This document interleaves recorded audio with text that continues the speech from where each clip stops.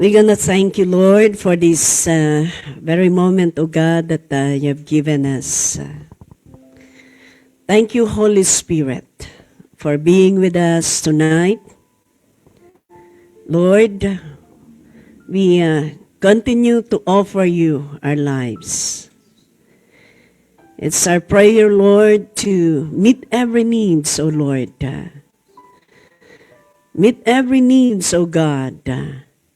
At dalangin po namin, Panginoon, na ikaw po ang patuloy na kumilos sa aming kalagitnaan.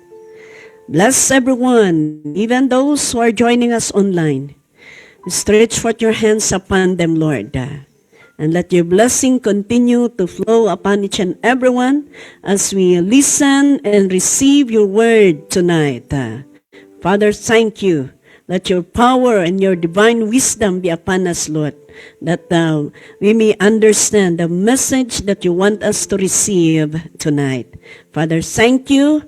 Bless now your people. In Jesus' name, amen and amen. Okay, pwede po tayong maupo. Nakaka-confuse. Nakaka-confuse ba ang right word? Parang hindi. Kasi akala mo alas 6 pa. Alas 8 na pala. Hallelujah. Praise the Lord.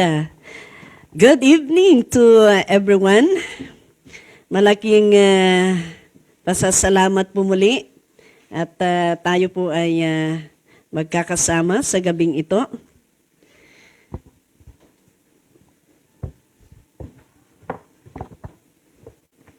Salamat kay Lord sa pagkakataon na kapasyal muli ako dito sa Japan. At kami po ay pumunta din sa South. And nakita din namin kung paano ang trabaho ng Panginoon doon. At kamangha-mangha po ang ginagawa ni Lord dito po sa Japan. Ang daming eksperyensa at ang daming mga bagay-bagay na siyempre hindi nawawala ang problema. No? But sinasabi ko nga sa aking sarili na kung ako nga na naglingkod ng almost magpo 40 years, ay marami pang dapat pag-aralan. Marami pang mga pagkukulang. How much more kaya itong mga pastors natin na mga bata-bata pa na nabigyan ng responsibility. Yeah? Lalo na yung mga pastoring leaders natin, mga coordinators na nag-aalaga ng mga congregation, di ba? It's really amazing what the Lord is doing. You can see the grace of God. You can see the mercy and the miracle of God. How God sustain His work. Na hindi natin maikaila na marami tayong pagkukulang. Pero makita mo pa rin yung paano kumilos ang Panginoon. Amen? Paano kumilos ang Panginoon at paano isustain pa rin ng Panginoon ang kanyang mga trabaho. Kaya napakabuti po ang ating Diyos and God is doing great dito po sa Japan sa pamamagitan ng buhay ng bawat isa sa inyo. Amen? Kaya, congratulations. But anyway, let's go to our lesson this evening. Ang dami pong mga pangyayari Ang dami pong mga storms sa buhay natin.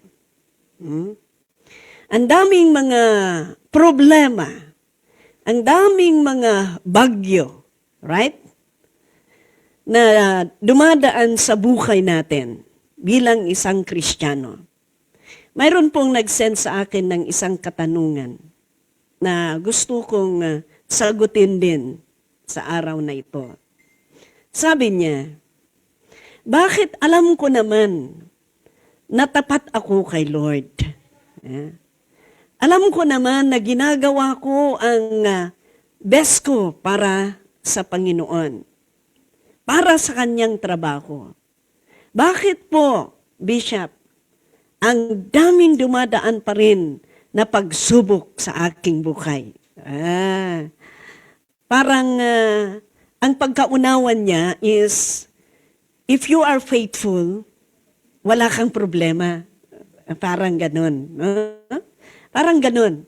Pero gusto kong maunawaan natin na ang buhay Kristiyano, Kristiyano ka man at hindi ka Kristiyano, dumadaan ka pa rin sa mga sirkumstansya sa buhay. And Kristiyano ka man o hindi, marami pa ring pangyayari sa buhay. Kristiyano ka man, tapat ka man, at hindi ka Kristiyano, marami pa ring mga bagay-bagay na pangyayari sa buhay natin. Okay? Pero gusto kong maitanim sa bawat isa sa atin na hindi dahil Kristiyano ka ay okay na ang lahat. Huwag natin sabihin na ang pagka-Kristiyano ay, kung Kristiyano tayo ay puros hallelujah lang. Kundi kahit Kristiyano tayo, dumadaan pa rin tayo sa mga pagsubok sa buhay. Pero makita natin sa pagpapatuloy natin na hindi tayo nag-iisa. Yan ang diferensya. Yan ang diferensya. Kaya gusto ko pong malaman natin na ang storms of life may i-reveal sa atin na mga bagay-bagay. Yeah? Ang napag-aralan natin noon ay ano po ba ang plano ng Panginoon kung bakit may mga pagsubok sa buhay natin. Pero sa ngayon, gusto ko pong makita natin na ang mga storms, ang mga bagyo sa buhay natin ay may bagay-bagay na i-reveal niya sa buhay natin.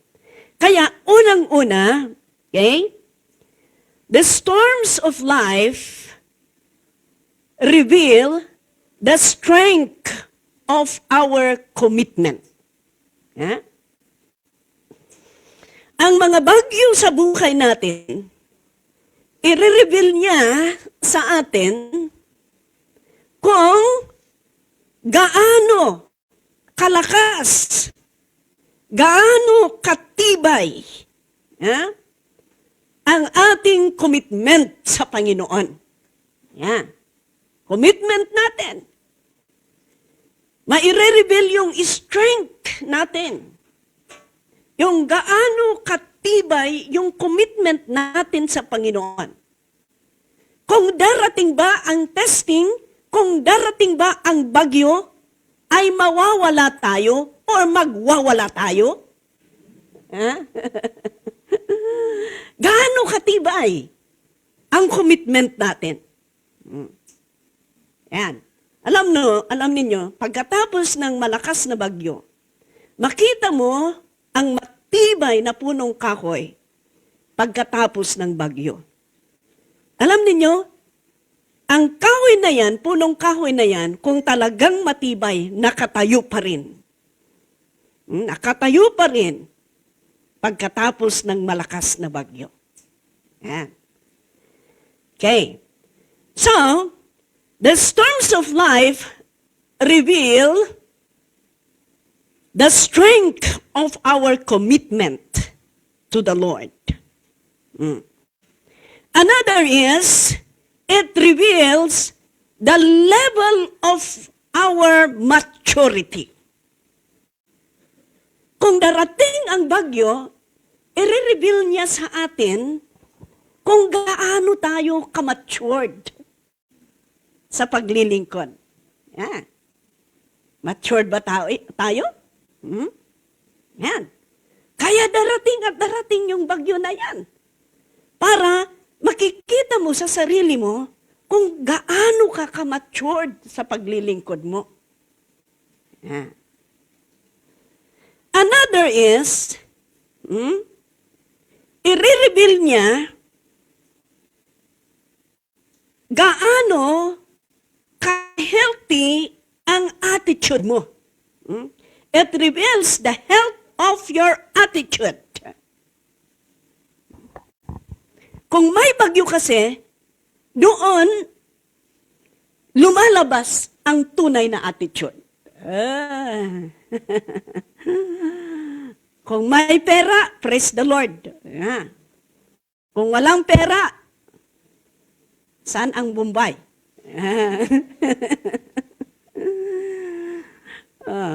Kung walang pera, mainit ang ulo. Kung walang pera, kung may pera, masaya. I-reveal niya kung gaano ka-healthy yung attitude mo. Tunay ka bang asawa kahit walang pera? Yan. Tunay ka bang asawa kahit tumataba ang misis? Alam ninyo, kung minsan nagbabago yung attitude ba? Yan. Ganon. And number 4 is, it reveals the measure of our teachability. I-reveal niya yung measure ng teachability natin. Madali ba tayong maturuan? Or kahit tinuturuan ka, hindi ka maturuan. Maraming ganun, na? Kahit ilang dekada na siya, wala, hindi pa natututo. Tapos sasabihin niya, ako kasi ang the same today, yesterday, today, and forever. Hindi applicable sa atin yun, no? Hindi applicable yun. Kailangan na, bilang isang nananampalataya sa Panginoon, kailangan na lumalago or magmamatured or mag-i-increase ang spirit of yung madali tayong maturuan ba? Lalong-lalo na sa salita ng Panginoon. Okay. Go back to our topic, mga kaibigan. Kaya kahit sa sinabi kong ito, makikita natin dito na importante pa rin ang storm sa buhay. Dahil may tinatrabaho niya, may rini-reveal niya sa'yo. Mayroon pa lang isa. It reveals the nature of your faith. Ano ba yung faith mo? Talaga bang faith yan or fake? Talaga bang faith yan talaga or fake? Maraming ganon. Pakipakita lang sa simbahan. Kung darating ang storm, wala na. Pero sana po. Okay. So, sabi ko kanina na kahit dito sa nabanggit ko, makita natin dito na ang testing sa buhay, ang storm sa buhay, may ginagawa sa buhay natin. Kaya makita natin na Kristiyano ka man, hindi ka man Kristiyano, mayroon pa ring storm sa buhay mo. Tingnan natin ang example dito po sa Matthew. I would like us to go to Matthew. Matthew chapter 14.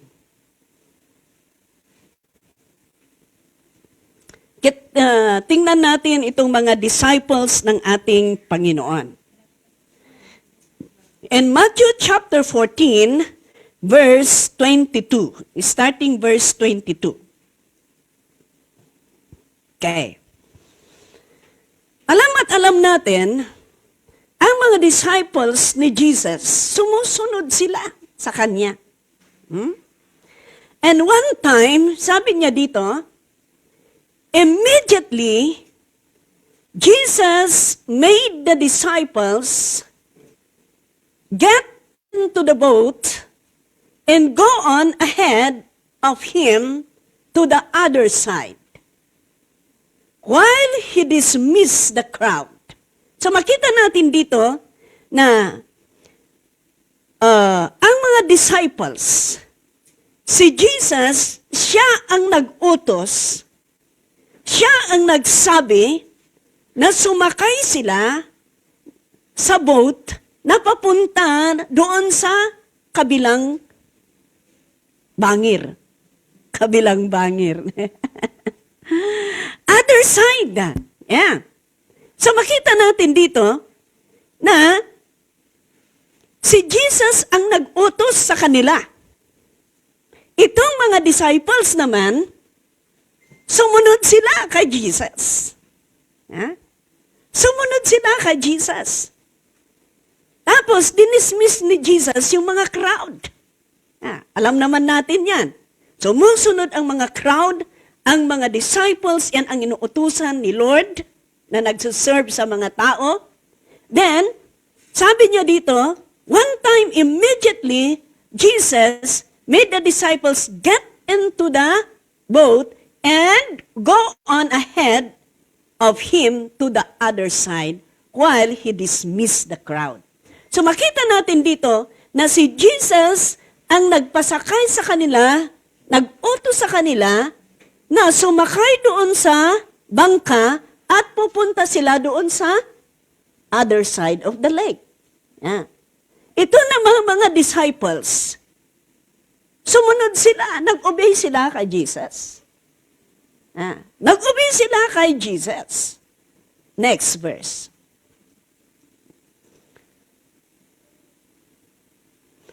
After He had dismissed them, He went up on the mountainside by Himself to pray.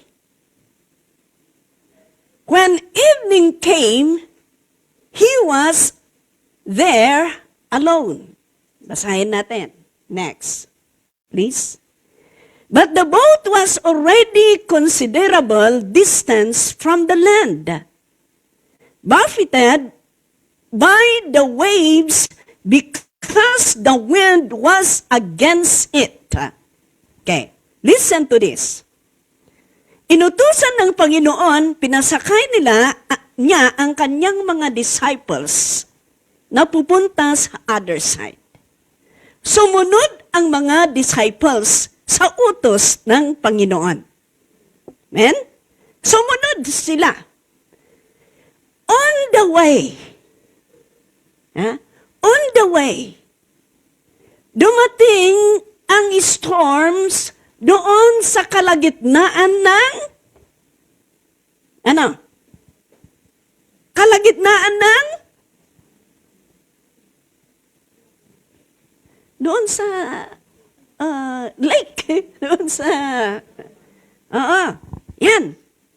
Pero makita ninyo, noong pinasakay ni Jesus ang kanyang mga disciples, tapos dinismiss niya ang mga crowd, pumunta siya doon sa mountain na nag-pray. Ito po ang napakaganda dito. Ang napakaganda dito, tingnan ninyo. Nauna yung mga disciples, dinismiss na siya, sumunod ang mga disciples. Pero makita natin dito na nandoon si Jesus sa mountain, pumunta doon, at alam ko po na ang isang pinapanalangin niya ay ang kanyang mga disciples na on the way to the other side. Kaya, tingnan ninyo ang mga disciples, nagkaroon ng bagyo doon sa gitna. Malakas na alon. Malakas na hangin. Malakas na bagyo. But you see, nag-obey yung mga disciples. But Jesus is there praying for them. Jesus is there praying for them.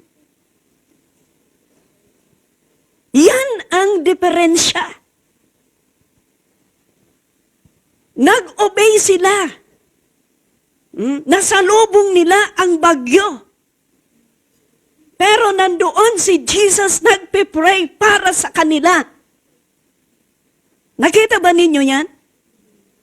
Nag-obey sila. Hindi sila sumuway sa Panginoon. Pero, tingnan ninyo, may bagyo pa rin.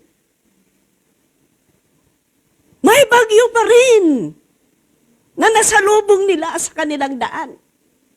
Pero nandyan si Jesus, nagpe-pray para sa kanila. Hallelujah. Kaya ito ang may tanim sa isipan natin. Kahit tayo ay faithful sa ating paglilingkod sa Panginoon, mayroon at mayroon pa rin bagyo. Pero alalahanin mo, nandoon si Jesus, interceding. Di ba yan din ang sabi niya? He is interceding for you and for me. Physically na ginawa niya at itinutuloy niya na ginagawa noong siya'y paakyat sa langit para sa iyo, para sa akin.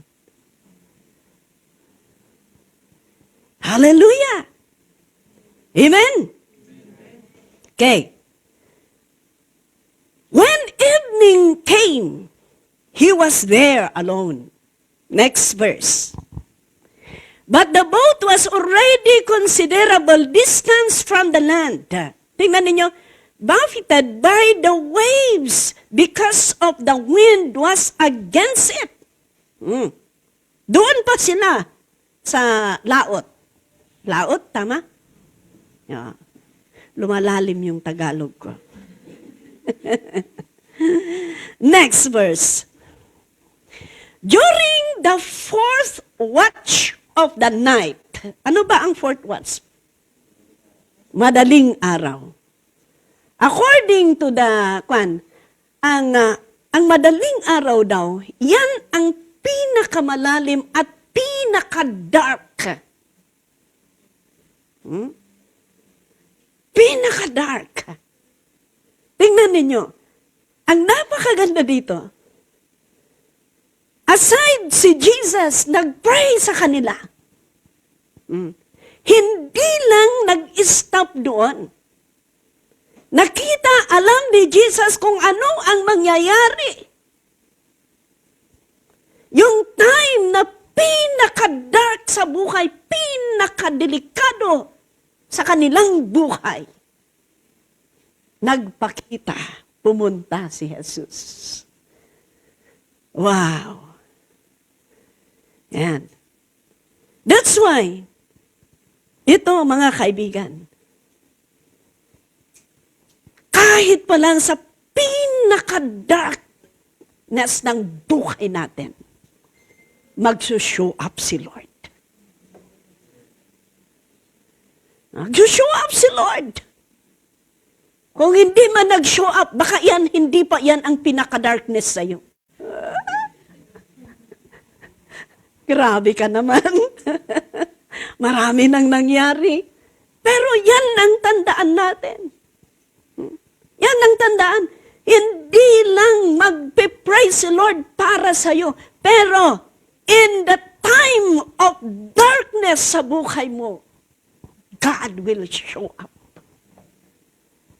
Alam ninyo noong minimeditate ko itong mensahe na ito, it comforts me. It comforts me. Imagine yung time talagang nahihirapan sila. Time na talagang malakas na. Nag-show up si Jesus. Nag-show up si Jesus. Hindi lang nanalangin sa kanila. Kundi talagang pumunta, nagpakita sa kanila. Yan. During the fourth watch of the night, Jesus went out to them. You see? Went out to them, walking on the lake. Lumalakad siya doon sa lake. Sabi ko, kung nakikita ko yung mga lake na yan, sabi ko, maka-experience sana din ako ng lumakad dyan. Maka-experience sana ako ng lumakad dyan. Sabi ni, we are talking with si Pastor Jeff nung pumunta kami doon sa Kwan. Hindi ko maalala kung anong outreach yun. Nakita mi kasi yung, sabi nila na parang yung dam. Yeah. Tapos sabi niya, kung winter daw, magiging water yun. Ay magiging ice. Magiging ice. Ang tanong ko naman, sabi ko, paano yung mga fish inside? Yeah? Mamamatay kaya sila or ano? Ganon. Pero, ayan, kung mag-ice, pwedeng lumakad. Pwedeng lumakad, pero nakakatakot din. Baka ini-enjoy mo, tapos kaunting ice pala yan. Ayan. Next verse natin. When the disciples saw him walking on the lake, they were terrified. It's a ghost. Kaya totoo pala, may al-alya. Yeah.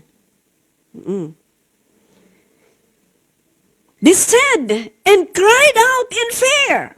Yan, natakot sila. Yeah. Next verse. But Jesus immediately said to them, "Take courage. It is I. Don't be afraid." Yeah. Remember, may ano dyan. Talagang may alon dyan. Malakas. Pero pumunta si Jesus, lumalakad. Lumalakad. At sabi niya, take courage.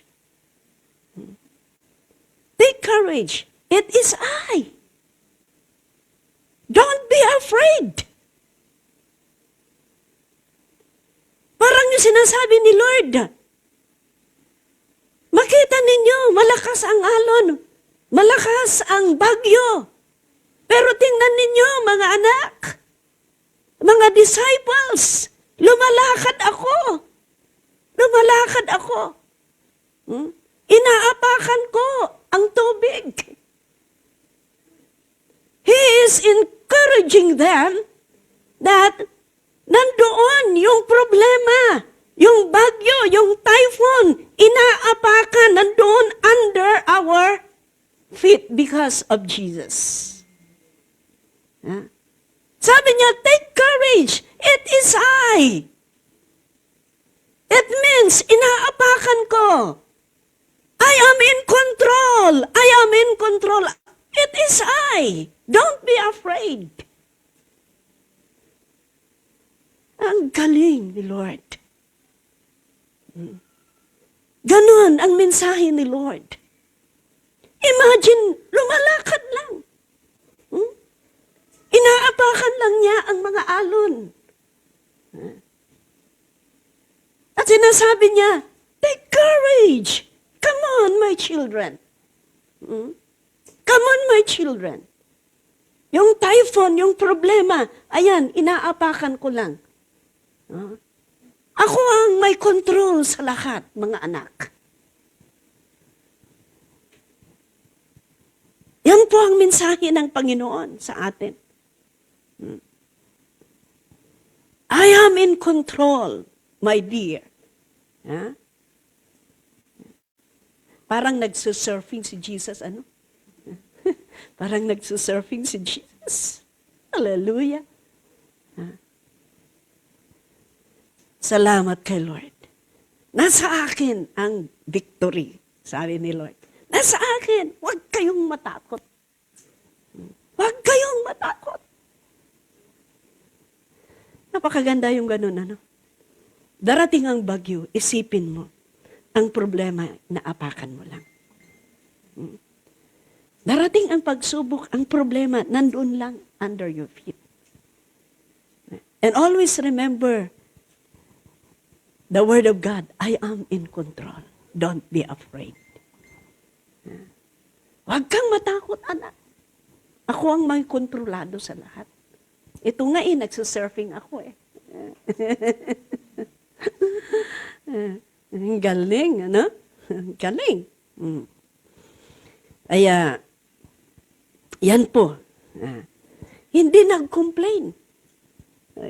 Alam ninyo noong ganon, natakot sila.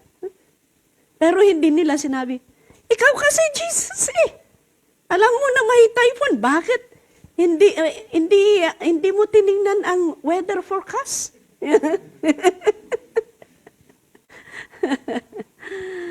Yeah. But you know, God is in control. He is in control of everything. Next verse. Ito. Lord, if it's you, Peter replied. Believe ka kay Peter, ano? Talagang si Peter, sino ang may pangalan ng Peter sa inyo? Ti Ilocano, ni Pedro, samot ti kadarusudusan kanti kadagiti disciples. Kuna naman nun nga, apay nga jay sakak lang ti bugwam, amin, kuna naman nun, di ba? Bakit yung paa ko lang ang hugasan mo? Dapat lahat ng katawan mo, paliguan mo ako. Sabi niya. Yan. But, Lord, if it's you. Pero ang maganda kay Peter, sabi niya, tell me to come to you on the water. Tell me, kung talagang ikaw, may pagdududa doon. Di ba? Automatic na yun na may pagdududa. No? Pero, tingnan naman natin. Sabi niya, tell me to come to you on the water. Sabihin mo sa akin. Ang napakaganda doon, kahit nagdududa si Peter, pero willing pa rin na makinig kay Lord. Willing pa rin siya. At tingnan natin ang susunod. Come, sabi ni Lord. He said, then Peter got down out of the boat, walked on the water, and came toward Jesus. Ang galing naman. Si Pedro, kahit may pagdududa, action agad. Mayroon pa rin yung action agad. Kaya imagine, come, sabi ni Lord. Tapos si Peter, bumaba ka agad sa kanyang bangka. Ang akala ba ninyo, maliit lang ang faith ni Peter? Ang akala ba ninyo, maliit lang ang ni Peter? Ang faith ni Peter? Sino sa lahat ng tao ang nakalakad ng tubig? Si Peter lang ang nakaranas. Si Peter lang. Peter got down out of the boat, walked on the water, and came toward Jesus. Ang galing naman ni Peter. Syaknot kumat makapadas. Kahit 1 meter lang. Ang galing niya. Kaya, ako Ako, sa tingin ko kay Peter, mataas ang faith niya. Sa lahat ng mga disciples, siya lang ang nakalakad eh.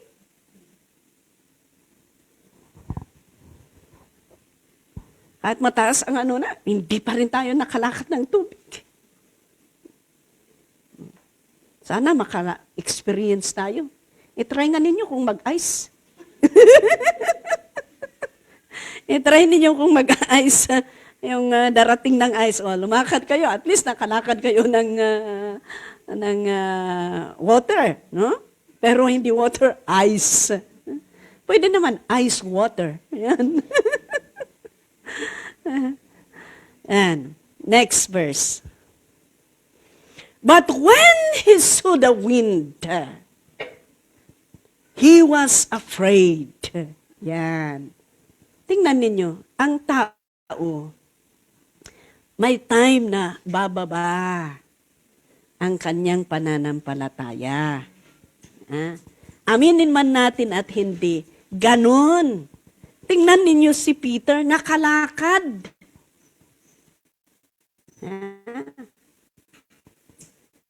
Nakalakad sa tubig. Dati naman, di ba nakita nila na talaga nga, na ano sila sa kwan? Pero ayan, kaya kung minsan, kung i-focus mo sa problema, kung i-focus mo sa mountain, kung i-focus mo sa bagyo, talagang malilihis ang faith mo. Talagang matatabunan ang faith mo. Yeah? Yan. But when he saw the wind, he was afraid. Yan. Natakot na. Nakita niya yung ganun na alon. Yan. Beginning to sink. Nag-start na. Iniisip ko, sabi ko, kung tubig, kung lumalakad sa tubig, bakit sabi pa doon, beginning to sink? Hindi ba bigla na ganun? Di ba biglang na ganun sana? Tubig yun eh. Pero sabi niya, beginning to sink. And cry out, Lord, save me. Because this is, ito po ay about storms. Hindi yung literal na tubig ang mensahe nito. Alam niyo, once na itingin mo sa problema at darating ang takot sa'yo, doon ka mag-i-start na bababa sa pananampalataya. Hindi bigla ang paglunod sa pananampalataya. Hindi bigla. Kagaya nito, kahit tubig yan, pero sabi, beginning to sink. Mag-i-start na mag-sink. Kung tubig, ginanon mo ngang bato, ay bumaba na.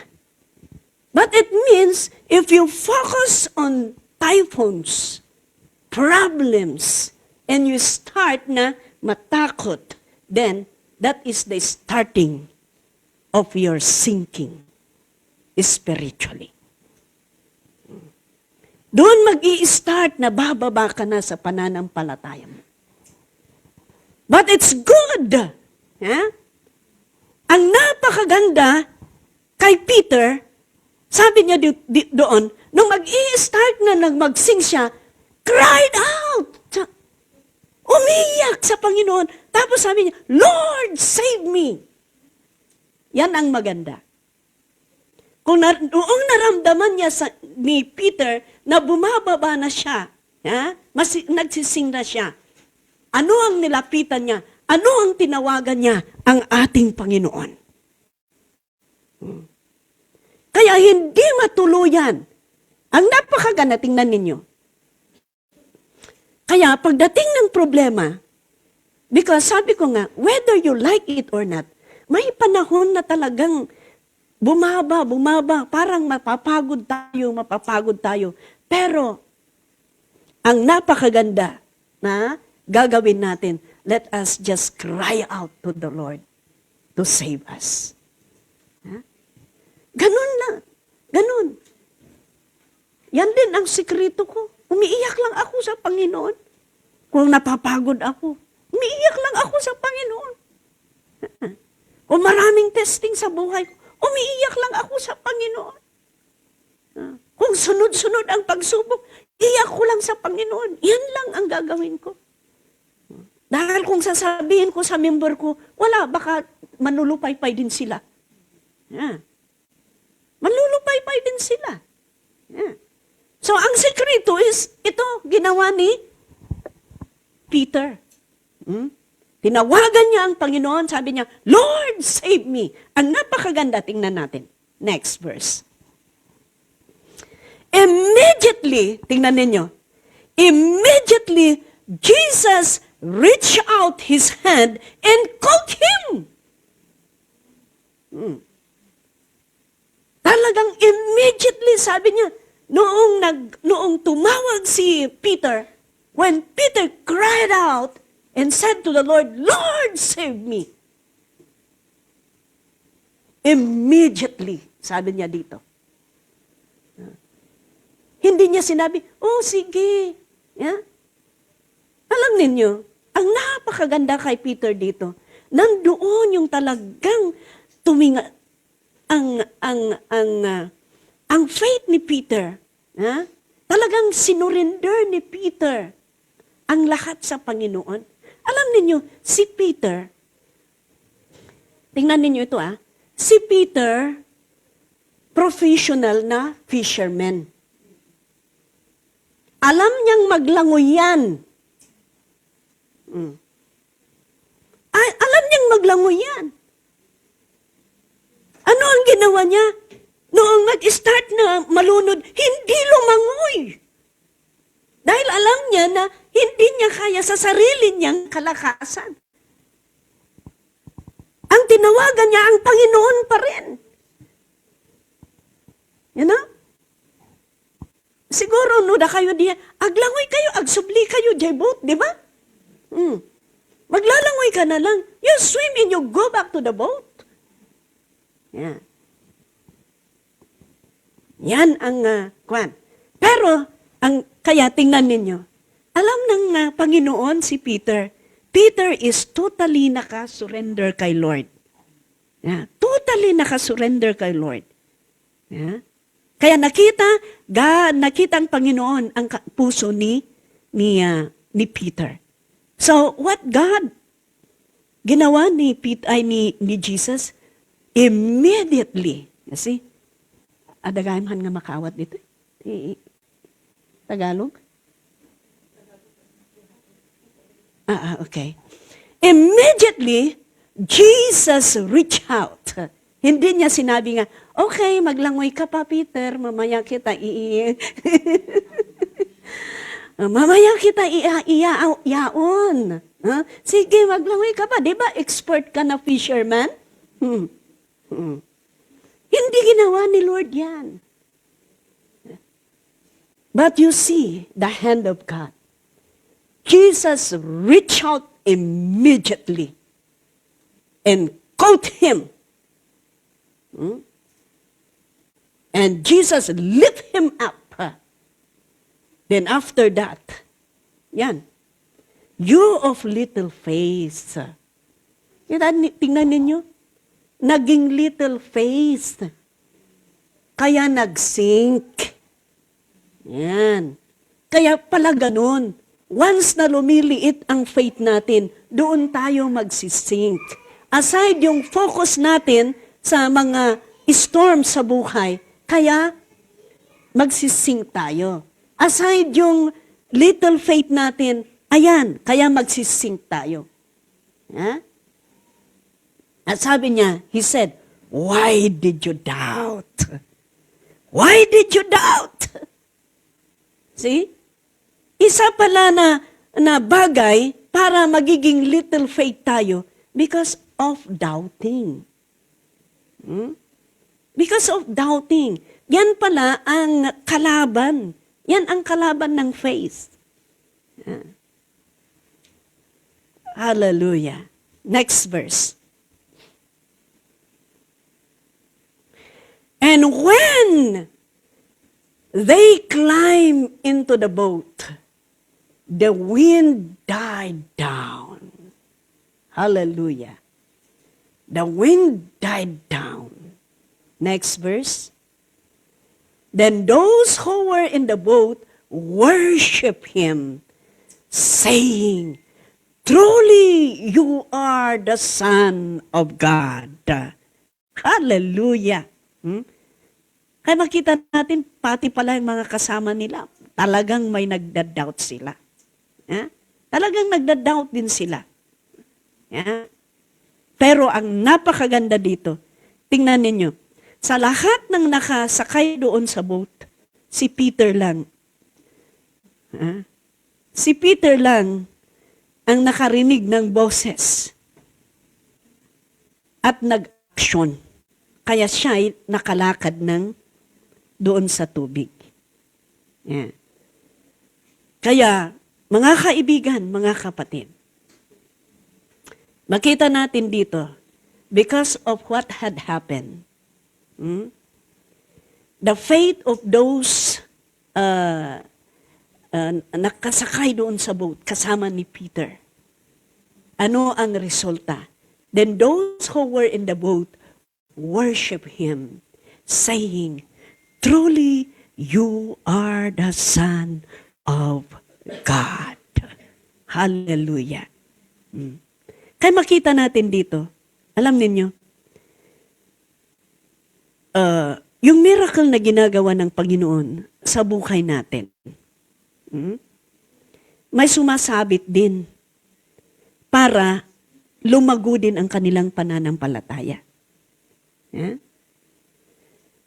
Kung may nakakakita sa ginagawa ng Panginoon, mas lalo nilang pinapapurihan ang ating Panginoon. You see, yung kasama ni Peter, nakita nila ang ginawa ng Panginoon at mas lalo silang nagpuri sa Panginoon at napatunayan nila, yung little faith nila, mas lalo silang pinatunayan na totoo nga na ang kanilang pinaglilingkuran ay tunay na Diyos. Kaya, mga kaibigan, mga kapatid, napakaganda po na sa buhay natin bilang isang nananampalataya. Always remember, palagi natin iisipin na kahit Kristiyano tayo, kahit tapat tayo sa Panginoon, mayroon at mayroon pa rin bagyo na darating. But the good thing is, remember, God is praying for you. God is praying for you. In the time of darkness in life, I tell you, God will come. Jesus will come and show himself to you that you are not alone. You are not alone. Isa pa, always remember, in times of typhoons, trials in life, remember that if you are in God, inaapakan lang ninyo ang problema. And if ever man that God allowed typhoons in your life, remember that He is always in control. He is always in control. Hindi niya tayo pababayaan. Amen? Hindi niya tayo pababayaan. Kaya, maging strong lang tayo sa ating paglilingkod sa Panginoon. Maging tapat lang tayo sa paglilingkod natin sa Panginoon. Because if we continue to just cling on the Lord, hindi niya tayo pababayaan. Di tayo pababayaan ng ating Panginoon as long as we will continue to serve Him faithfully. Kaya dito natin makita ang kasagutan ng sabi ko na tanong kanina na bakit naglilingkod naman ako ng tapat? Binibigay ko naman kung ano talaga ang para sa Panginoon. Nagpapagamit naman ako. I'm doing my best to serve the Lord. But why is it that there are many trials that is coming in my life? Yeah. Remember, tapat ang mga disciples. Sumunod sila sa utos ng ating Panginoon. Pero, ayan, nakamit pa rin sila ng mga typhoons sa kanilang paglakad. Yeah? In our walking with God, going to the other side, or sa ating pananampalataya bilang anak ng Diyos, patungo sa kingdom ng Panginoon, hindi at hindi mawawala ang mga storm sa buhay. Kaya, kung may darating man na pagsubok sa buhay natin, huwag na tayong mag-question kay Lord. Sabihin natin, alam ko, Panginoon, you are interceding for me. Alam ko, Panginoon, na yung time na talagang hindi mo na kaya, magsushow up si Lord. Hallelujah. Ngayon pa na kayang-kaya mo. Pero I tell you, like the disciples, yung talagang delinquente na ang nangyayari doon in the midst of the sea, Jesus show up to them. It's me. Don't be afraid. Sabi ni Lord. Amen? Hallelujah. Oh, malaking bagay na yan. Malaking bagay na yan na this is my encouragement to each and every one of you. Kaya patuloy lang tayong maglingkod sa Panginoon. Knowing that God is there for us. God is there for us. Maraming naranasan. Pero yung sinabi ko nga kanina, it reveals our maturity, our teachability, and what else? Kung gaano ka-healthy ang attitude natin. Pero tandaan ninyo, hindi kayo pababayaan ni Lord. Amen? Ayan. Marami na yun. Thank you very much. Let us all arise.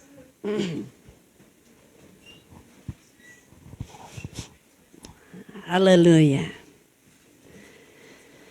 Oh, Jesus. Thank you, Lord. Thank you, Lord. Thank you, Jesus. Oh, Rabashaka Rabakanda da da da da da da da. Oh, Robosuko Robakanda da da da da da da da da. Hallelujah. The Word of God says that 2 or 3 gathered in my name, I am in the midst of them. Jesus is here. The Lord is here in the midst of us. Everything. You're standing. God knows you're standing. Your situation, your problems, your burdens. Hallelujah. Thank you, because Jesus is always there for us.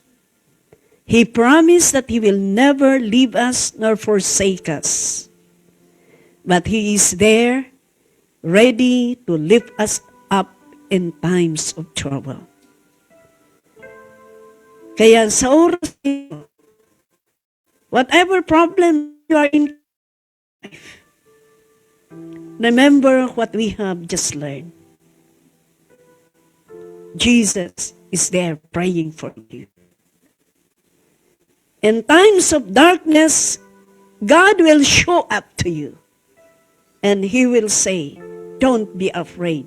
I am in control. Oh, Rabashanda da da da da da da da. Oh, Rabashaka Rabakanda da da da da da. Father God in heaven, Look down. Look down upon your people, O Lord.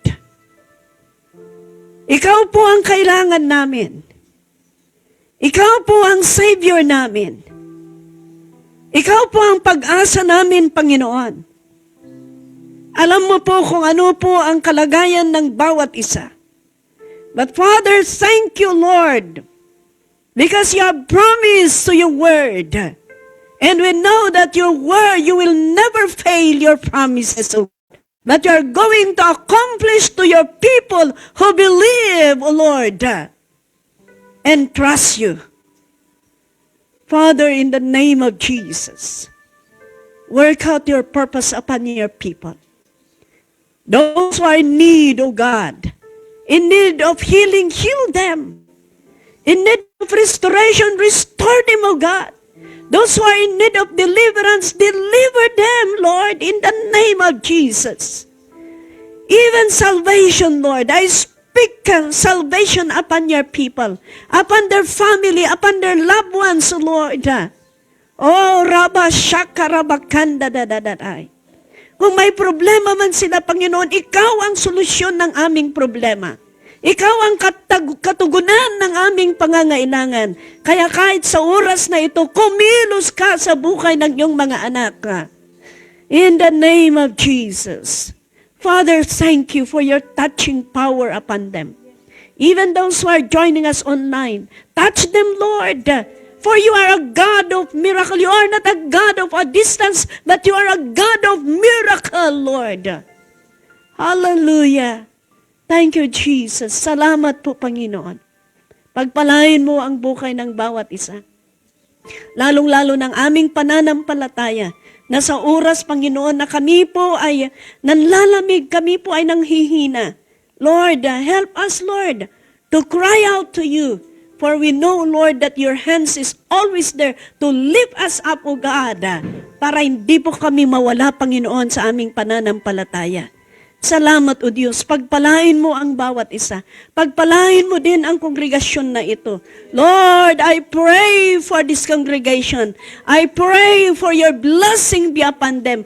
I pray for more souls to be ushered to this, to your kingdom, O Lord God. And even all the leaders, Lord. I pray all the pastors, O God. I pray for the strength that comes from you, that they might continue to be faithful in serving you, O Lord God. Knowing, O Lord, that whatever we are doing for your kingdom, hindi po ito nasasayang, Panginoon. Kaya pagpalain mo ang bawat isa. Bless them, Lord. Bless their sacrifices. Bless the works of their hands. Bless even their family, O Lord, especially their service unto you. Hallelujah. Alam ko pong maraming mga problema, pero salamat, O Diyos, dahil nandiyan. For all belongs to you. In the name of Jesus, I pray. Amen and amen. God bless you. Balik ko po sa MC natin.